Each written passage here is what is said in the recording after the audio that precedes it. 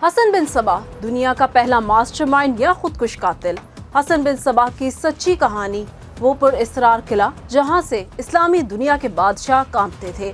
हसन बिन सबा की असल हकीकत 900 साल पहले का एक ऐसा वाकया जिससे उस दौर की सबसे बड़ी मुस्लिम सल्तनत के बादशाह की रूह भी कांपती थी। रात का सन्नाटा हर सू फैला था। सल्जूकी सल्तनत का सबसे ताकतवर और हैबतनाक बादशाह सुल्तान अहमद संजर अपने शाही खेमे में गहरी नींद सो रहा था। खेमे के बाहर हजारों तरबियत याफ्ता फौजियों का सख्त पहरा था। शाही पहरा ऐसे कि एक परिंदा भी पर न मार सके। लेकिन जब सुबह के उजाले में सुल्तान की आंख खुली तो उसके बिस्तर के बिल्कुल करीब नरम तकिए के पास जमीन में एक जहरीला खंजर पेवस्त था और साथ एक खत पड़ा था। खत पर लिखा था, अगर मैं सुल्तान का खैर ख्वाह ना होता तो ये खंजर जमीन में नहीं सीने में होता। सोचिए वो कौन सा पुरअसरार और खौफनाक शख्स था जो सैकड़ों मील दूर बैठे बगैर किसी जंग के दुनिया के सबसे ताकतवर बादशाह की ख्वाबगाह तक पहुंच गया और किसी को कानो कान भी खबर ना हुई। वो शख्स था हसन बिन सबा, वो नाम जिसने तारीख में खुदकुश हमलों और हदफ बनाकर कत्ल करने का पहला खतरनाक बाब लिखा। लेकिन सवाल ये है कि क्या हसन बिन सबा वाकई एक शातिर दिमाग था या महज एक पुरतशद्दुद जुनूनी। आखिर तक देखिए क्योंकि इस कहानी का वो हिस्सा ज्यादातर लोग आज भी नहीं जानते हैं। 11वीं सदी ईस्वी की दुनिया जब पूरी मुस्लिम दुनिया इंतशार और जवाल का शिकार थी। मगरिब में मिस्र की फातिमी खिलाफत कायम थी और मशरिक में सनी तुर्कों की सल्जूकी सल्तनत परचम लहराती थी। उस पुराफत दौर में 11वीं सदी के वस्त के करीब ईरान के मजहबी शहर कुम में एक इंतहाई ज़हीन पढ़ाकू मगर बेचैन बच्चा पैदा हुआ जिसका नाम हसन बिन सबा रखा गया। हसन का ताल्लुक एक शिया असना अशरी खानदान से था और उसके वालिद अली बिन मोहम्मद एक पढ़े लिखे इंसान थे। बचपन ही से हसन को पढ़ने लिखने, फल्कियात, रियाजी और मंतक का जुनून था। लेकिन जवान होते ही उनकी जिंदगी में एक ऐसा बड़ा मोड़ आया जिसने उसकी पूरी जिंदगी को बदल कर रख दिया। 18 साल की उम्र में उसकी मुलाकात फातिमी दाइयों से हुई और उसने असना अशरी अकीदा छोड़कर इस्माइली मजहब इख्तियार कर लिया। मगर असल तूफान तो तब आया जब वो मजीद मजहबी तालीम के लिए फातिमी सल्तनत के दारुल हुकूमत काहिरा पहुंचा और काहिरा में उसने एक ऐसी साजिश देखी जिसने उसे बगावत पर मजबूर कर दिया। काहिरा का माहौल इस वक्त सियासी खींचातानी से गर्म था। फातिमी खलीफा अल मुस्तनसर वाला नाम का हुक्मरान था जबकि असल ताकत फौज के अर्मनी जर्नल और बदरुल जमाली के पास थी। जब खलीफा का इंतकाल करीब आया तो बदरुल जमाली ने बड़े बेटे नजार के बजाय छोटे बेटे अल मुस्ताली को कठपुतली हुक्मरान बनाने का फैसला किया। हसन बिन सबा ने इस जुल्म और साजिश के खिलाफ खुलकर आवाज उठाई और बड़े शहजादे नजात की हिमायत की। नतीजा, हसन को कैद करके मिस्र जलावतन कर दिया गया। मिस्र से निकाला जाना हसन के लिए सबसे बड़ा सदमा तो था, मगर यही इसकी जिंदगी का सबसे बड़ा टर्निंग पॉइंट साबित हुआ। इसने काहिरा के साहिल में खड़े होकर कसम खाई कि वो नजार के हक के लिए तन्हा जंग लड़ेगा। लेकिन एक बेवतन शख्स जिसके पास ना फौज थी ना दौलत, वो सल्जूकी और फातिमी जैसी बड़ी सल्तनतों से कैसे लड़ सकता था। हसन बिन सबा वापस ईरान पहुंचा और अगले 10 साल तक खामोशी से दश्तो सहरा में घूमता रहा। उसने सल्जूकी सल्तनत की हर कमजोरी और जोग्राफिया का गहरा मुतालिया किया। वो समझ चुका था कि मैदान जंग में सल्जूकियों की लाखों की फौज से मुकाबला करना खुदकुशी के मुतरादिफ है। इसे एक महफूज बेस कैंप की जरूरत थी और इसकी नजरें शुमाल मगरबी ईरान के अलबर्स पहाड़ों में 600 फीट की बुलंदी पर वाक़िया एक नाकाबिल तस्खीर किले पर जम गई। कला अलमौत यानी उकाब का घोंसला। किले पर सल्जूकी सल्तनत का एक हाकिम काबिज था। अब यहाँ हसन बिन सबा ने अपनी जिंदगी का सबसे बड़ा निडर और दिमागी खेल खेला। इसने किसी तलवार का इस्तेमाल नहीं किया बल्कि अपने दाइयों के जरिए किले के गिरदो नवा के तमाम देहातों का अकीदा बदल दिया। और एक दिन जब कलादार ने हसन को गिरफ्तार करने का हुक्म दिया तो किसी एक सिपाही ने भी अपने हाकिम की बात ना सुनी। हसन बिन सबा ने बगैर एक कतरा खून बहाए दुनिया के ताकतवर तरीन किले पर कब्जा कर लिया। मगर अब अलमौत के अंदर बैठकर इसने ऐसा कौन सा खौफनाक तरीन मंसूबा बनाया जिसने तारीख का रुख ही मोड़ दिया। अलमौत का किला फतह करने के बाद हसन बिन सबा ने एक नई मिलिट्री डॉक्ट्राइन या अस्करी हिकमत अमली इजाद की।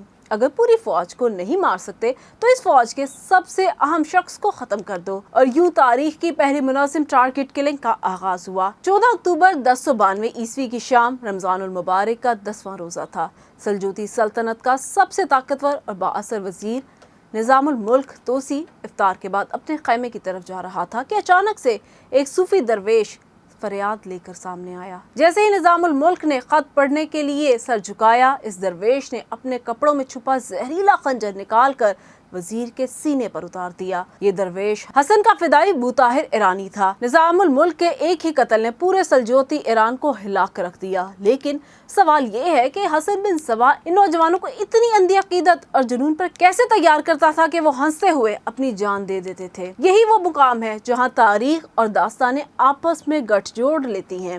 مشہور یورپی سیاح مارکو پولو نے حسن کی موت کے 150 سال بعد ایک سنسنی خیز کہانی لکھی۔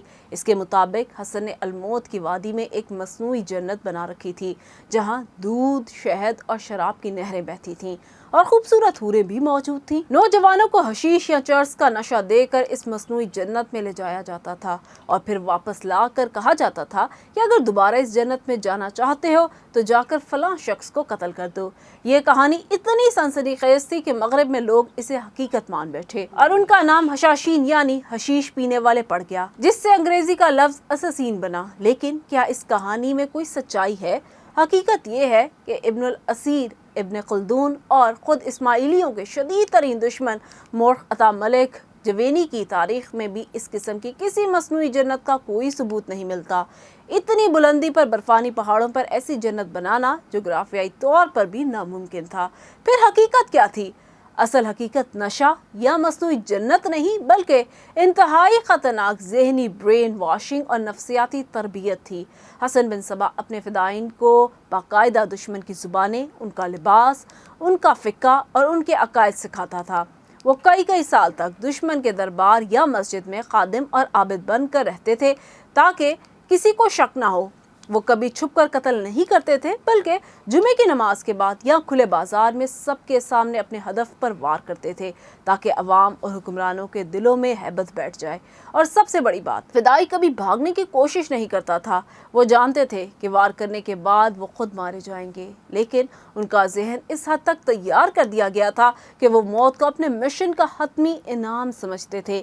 اس خوفناک طریقہ کار کے ذریعے حسن بن صبا کے فدائین نے سلجوقی وزیر فخر الملک معین الدین سلجوقی شہزادوں، مصر کے فاطمی وزیر الفضل اور عباسی خلفاء المسترشد اور الراشد کو موت کے گھاٹ اتارا۔ یہاں تک کہ سلطان صلاح الدین ایوبی پر بھی 2 خوفناک اور خطرناک قاتلانہ حملے کیے گئے جن میں وہ اپنے لوہے کے لباس کی وجہ سے بال بچے۔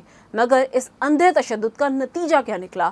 حسن بن صبا کی اسٹریٹجی کا سب سے افسوسناک پہلو یہ تھا کہ جب بیت المقدس پر عیسائی صلیبی حملہ آور مسلمانوں کا قتل عام کر رہے تھے، اس وقت حسن کے فدائین کے خنجر عیسائیوں پر نہیں بلکہ مسلمان بادشاہوں، قاضیوں اور علماء کی گردنوں پر چل رہے تھے۔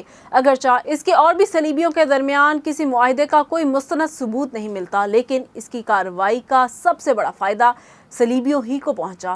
رد عمل کے طور پر سلجوقی عباسی حکومتوں نے بھی اصفہان اور بغداد سمیت مختلف شہروں میں اسماعیلیوں کا بے دریغ قتل عام شروع کیا۔ گلیوں میں شک کی بنیاد پر ہزاروں بے گناہ لوگ مارے گئے۔ عباسی خلیفہ کے کہنے پر امام غزالی نے ان کے عقائد کا رد لکھا اور مذہبی فتویٰ جاری ہوا جس نے حالات کو مزید خونریز بنا دیا۔ یوں تشدد اور جوابی تشدد کا ایک ایسا نہ ختم ہونے والا سلسلہ شروع ہو گیا جس نے مسلم دنیا کی اخلاقی اور دفاعی بنیادوں کو کھوکھلا کر کے رکھ دیا۔ مگر الموت کے اس بادشاہ کا اپنا انجام کیا ہوا؟ حسن بن صبا کے بارے میں سب سے حیران کن سچائی یہ ہے کہ جس انسان نے پوری دنیا میں دہشت پھیلا رکھی تھی، اس نے الموت فتح کرنے کے بعد اپنی زندگی کے آخری 32 سال ایک ہی کمرے میں گزارے۔ روایت ہے کہ وہ ان سالوں میں صرف 2 بار اپنے کمرے سے باہر چھت پر گیا، ورنہ وہ دن رات مطالعہ کرتا، کتابیں لکھتا اور وہی سے اپنی تحریک چلاتا۔ وہ انتہا درجے کا سخت اور اصول پسند انسان تھا۔ جب اس کے اپنے سگے بیٹے پر شراب پینے کا الزام ثابت ہوا تو اس نے اپنے بیٹے کو سزائے موت دے دی۔ ایک اور بیٹے کو ایک اسماعیلی دائی کے قتل کے شک میں قتل کروا دیا، حالانکہ بعد میں وہ بے گناہ ثابت ہوا۔ जो इंसान अपने असूलों की खातिर अपने बच्चों को भी मुआफ ना करे, वो किसी को नशा पिलाकर काम कैसे ले सकता है। बिलाखिर 23 मई 1122 को तकरीबन 73 साल की उम्र में ये पुरअसरार और हैबतनाक शख्सियत अपने ही कमरे में बीमारी के बायस इंतकाल कर गया। हसन बिन सबा की मौत के बाद किला अलमौत मजीद 132 साल कायम रहा। बाद में हलाकू खान के मंगोल लश्कर ने अलमौत को फतह करके जलाकर राख कर दिया और हसन बिन सबा की नायाब लाइब्रेरी को हमेशा के लिए तबाह कर दिया।